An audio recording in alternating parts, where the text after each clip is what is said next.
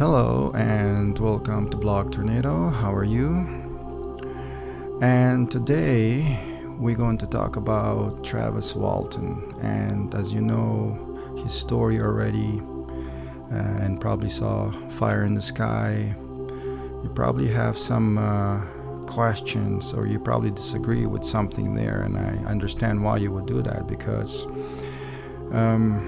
again, the reason this video was made was for exactly that purpose, because the movie Fire in the Sky pretty much doesn't match his story. The only thing that matches is perhaps what happened on Earth, but not what happened inside the actual craft. And such events, serious events such as this, I mean, they should not be turned into some sort of Hollywood production, because they don't often happen, and they have truth to them. So it's not just a made-up story. And that's the reason why Fire in the Sky is just something that, I don't know, a lot of people are okay with it, I guess, maybe because they like, horror movies and so forth. But if you're a real UFO hunter and you're hunting for the truth, and then you probably would not agree with what Hollywood has made, Paramount Pictures, because it doesn't really explain anything what really happened in his story. I mean, it's completely different, and such events should go on a record and be documented in a serious way. Okay, people should make a documentary movie about this and put it on a record so we understand what really happened.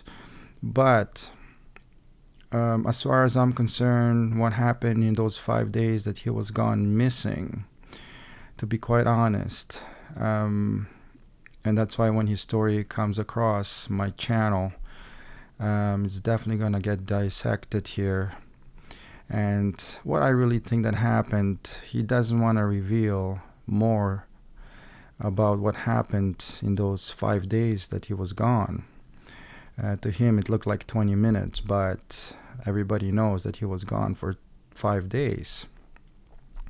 And honestly, I really think that he doesn't want to tell others, or he's not permitted to by government or whatnot, what more has happened on that ship.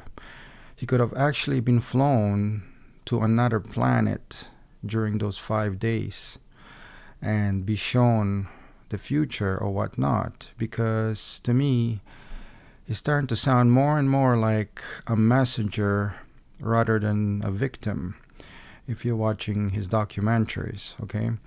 So that's the reason I kind of think that he's not telling us everything that he should. And again, to back this up, he even says that he's going to write another book, supposedly, with more detailed information and etc.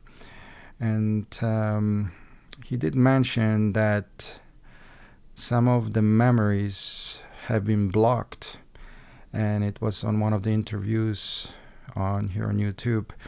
But unfortunately, the guy who interviewed him didn't ask him, what else were they able to get out of his memories, because, he was gone for 5 days, and that's quite a long time. So something to keep in mind, that perhaps, he's not telling everything to the movie producers, perhaps, especially what happened inside the ship. So, because if you listen to his story, it just doesn't match the actual, story. The movie doesn't match the actual story. And that's something, to think about. But we have his story, and he does talk about it. So a lot of us are familiar with the actual event that happened, but it hasn't been gone on a record in a realistic kind of way. It's only gone on a record Hollywood way. So, it's important to keep a record like that as some sort of documentary movie at least. and so we can see exactly what has happened.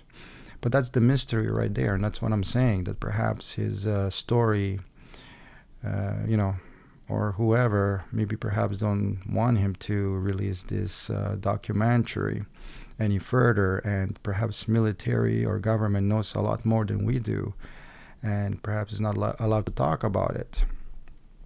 So it could be anything along those lines. Like, we don't know the half of it, what really happened, you see, because he did lost 5 days, and they were gone within 20 minutes of all he remembers. We can assume perhaps that, he was knocked unconscious after that blue beam from the spaceship has hit him, and he got knocked out unconscious, which he did. And then perhaps he only woke up at the last 20 minutes. Maybe he regained consciousness at that time. But either way, that's the mystery right there, because if he didn't, and he's covering something up, he's not telling us everything. Again, he sounds like a messenger, and his feelings of what happened are not really present, if you know what I mean. Which is important fact in order to connect to other people soul to soul. But he's not jumping around or anything, or being excited about it, or, he just, as if he talks as if he read a script. And that's the question: why are these abductees sounding like reading a script? They're basically like a tape recorder, and they're not really being excited about this. I mean, to some people who are listening to this and they've never been in such situations, they're more excited about this than the actual person who has been inside one of these crafts. And that's what the whole mystery about this abductions is. Exactly the same with Calvin Parker. None of the feelings and excitement are not present, and that's but they will tell the story. And what's important to listen to when these abductees are talking, the only important thing is what other things are they saying beside of what actually happened. Okay, so if they're adding something like, well, we should be more open to other extraterrestrial life out there, and our technology, it's not on par, and they're more intelligent, and anything that comes from abductees, or for instance, we should get along, or otherwise we're going to blow up the planet, all those kind of things are extra from what has happened to them. But the question is, were they programmed, or something, as they're doing something on them, injecting them with some kind of needles, putting something inside their body, and what exactly are they doing? And as you know, these people, these abductees, are basically influencing the whole humanity with their story, okay? So the question is, what really they drug them with, what they put inside their bodies. Because after they've been abducted, we should understand what's happening to them afterwards, many years after the abduction. What are they saying with their thoughts?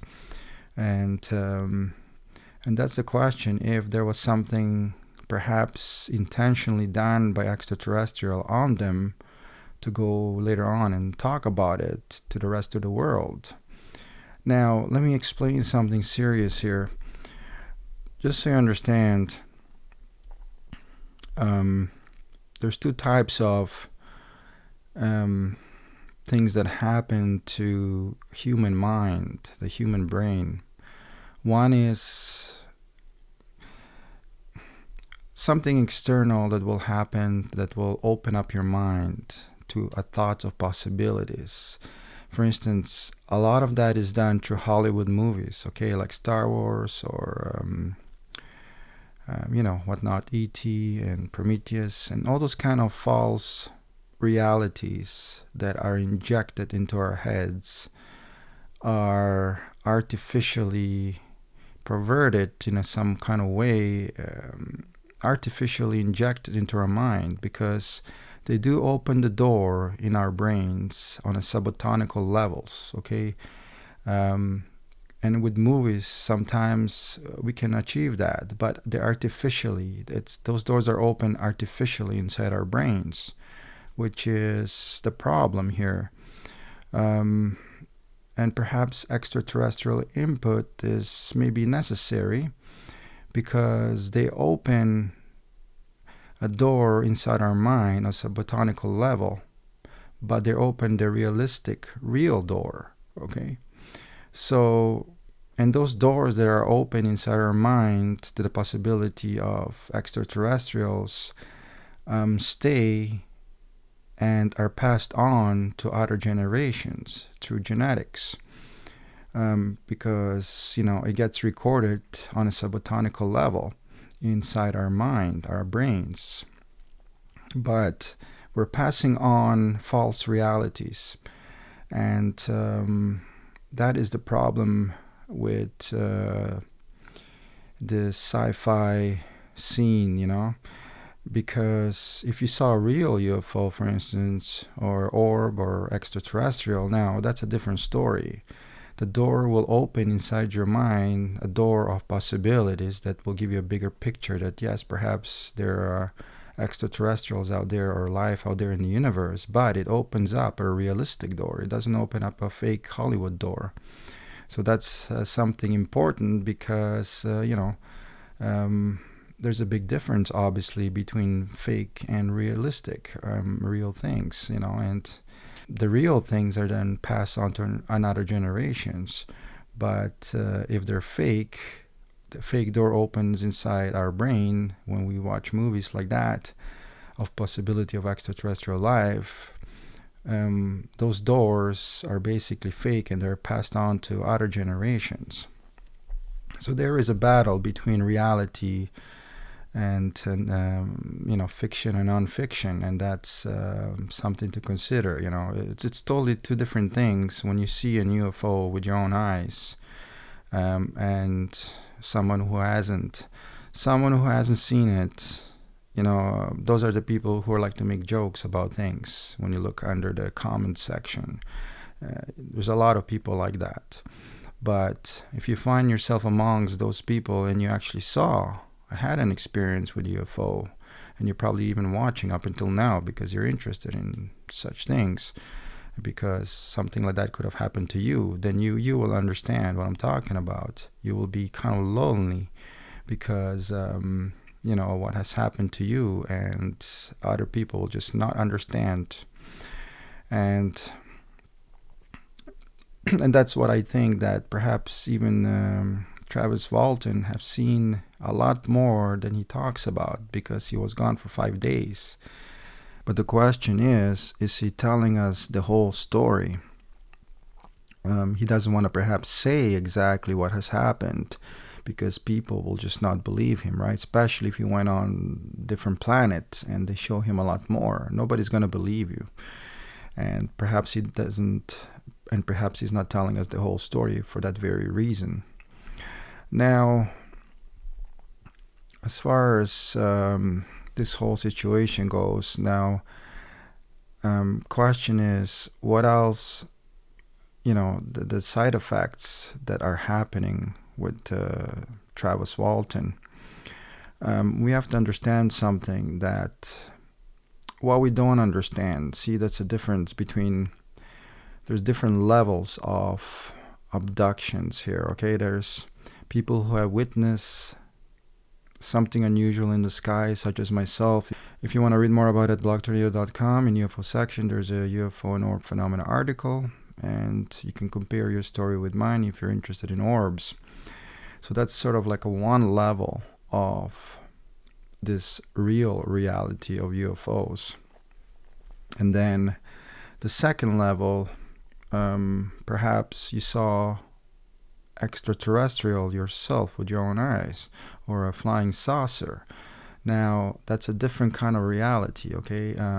I seen orbs, definitely look unusual, but I didn't see an actual spacecraft, like some have, and or actually seen extraterrestrial. That's a totally different level of this extraterrestrial reality. You have to understand it's not the same thing as seeing orbs, for instance.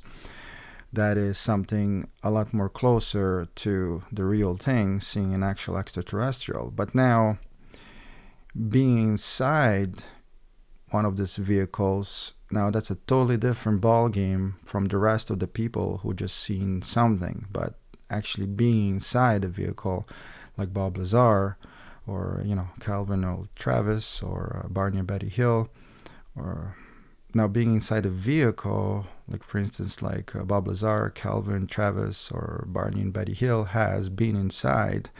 Now that's a ultimate reality of this UFO situation here. They've been inside the actual future. They talk to the future because these extraterrestrials are so advanced. Judging from their crafts, that we still cannot understand how they operate. They are actually from the future, and we're actually seeing the future. Those people are actually head to head, with the eyes to eyes, face to face, with extraterrestrial beings from the future. Okay? And that's something you don't see every day. Now, this is what happens behind the closed curtains, that we have to be aware of these people. And, we have to keep this in mind because, first of all, question is, what really happens? For instance, Travis, or Calvin Parker, all these alien abductees, they're giving these interviews, and, people are asking, they're, curious what happened. And they're becoming like rock stars. People give speech every time. They're messengers of some sort. But what really happens is the question, when these people go home at night, when all this settles down, all this hype settles down, when they have some private time, like what do they think to themselves? Like what happened? That's something, that we have to keep in mind here, because it's a totally different ball game, listening to a story and actually being in one of those stories. And that's, that we have to keep in mind. What are these people going through psychologically? What kind of trauma has been done to them? And I do hope that people do ask them questions, because, this kind of event, if you're not strong, could actually lead to some sort of depression, and depression will lead into darkness, and darkness might lead into, who knows, even suicide. So that's why I think that them talking about this to the public as much as possible is important, So, we have to keep in mind, what are these people thinking, when they have time alone, in their bed, what has happened to them. It's something we cannot get into, that's locked out for the rest of the public, because they're on a totally different level of reality of what happened to them. And it's something we're just not gonna understand, no matter how much they're trying to explain this to us. But again, Fire in the Sky, it's a movie that is just, I don't know why was it not being true to the story of what really happened to Travis. But they should make a documentary, or somebody should make a remake of this, and do it the right way of what really happened inside the actual craft. And it's not going to hurt anybody, since it's a true event. I mean, we've seen so many sci-fi movies already, so they're way beyond they're way beyond scary comparing to the Travis Walton story. So, something we have to keep in mind, that, that such story shouldn't be scary to anyone, because we've seen worst from Hollywood. But it's good to know what really happened, to kind of establish this connection with this extraterrestrial life, to get to know this, whoever they are. And again, what is going on, right? Bring this awareness of such extraterrestrial life existing out there in the universe is quite important.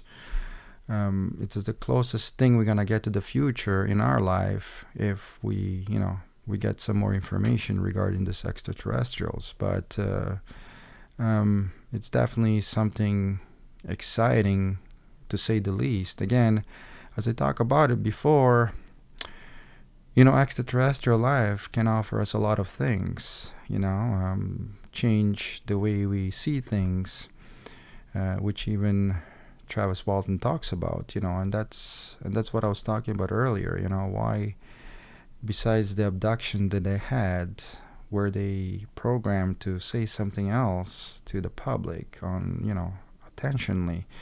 That is the question. So we have to kind of observe anything these abductees are saying extra, besides what has happened to them.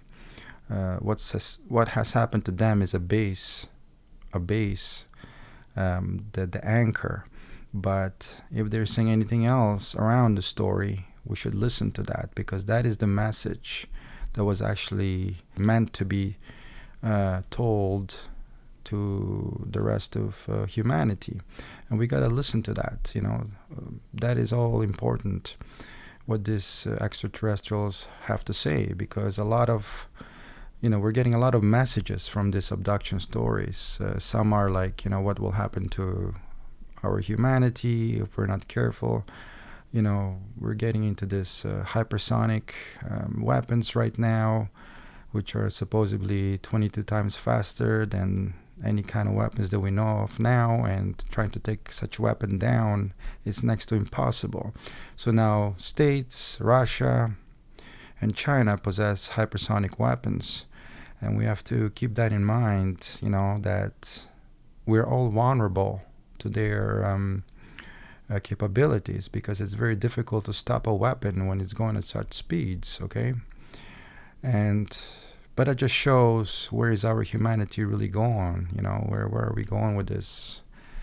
The way we think, it's rather funny. The simplicity of this should be a lot more simple, but it's so complicated because of the trust factor. And that's something we have to practice. It's something we have to work on. It's not something that we should ignore any longer, okay? If you look at some of the YouTube comments on many of these, abduction stories or whatnot, there's a lot of people who like to joke around about it, and and the truth in between those comments gets lost. But that just shows the nature of what we are and where we're heading. We can no longer afford to be joking around, and we have to keep our selves in a true light, and rather than making problems further than we should be, because we're just making the world more and more crazy. But it's no longer a question, should we be nice to each other, but it's more of a question like, we need to be nice to each other. We have to try. We can't just ignore this fact anymore. Look what's happening with this. This is the end result. What's showing in the comments in many of these videos around YouTube and joking around, and what it adds up to, the end result is the same what presidents think, people who are on top. Except, they play with nuclear weapons. That's how they feel about each other. And this is what I'm talking about. This is the ultimate picture it's the outcome of who we really are. And these messages that are coming from extraterrestrials, we should take them more seriously. This is what I'm saying. We need to try. We can no longer afford to be joking around. And, unless we do something about it, our world is going to end up in a big ball of fire, okay? Like sun. So that's pretty much what I want to talk about today, and I would just like to thank you if you stayed all the way up till now. But keep in mind, and if you agree that perhaps the remake of Fire in the Sky should be coming out, somebody should do it. Give it a thumbs up below. And I agree with you. I personally think it should be, because such events shouldn't go unnoticed like that. And that's why I think every single documentary, or every single alien abductee that has gone through something like this should be documented in a nice, precise, organized, professional way, because we see so many movies out there, they're complete junk. And why are we concentrating on that then, rather than concentrating on something like this when it's authentic and it's up for grabs?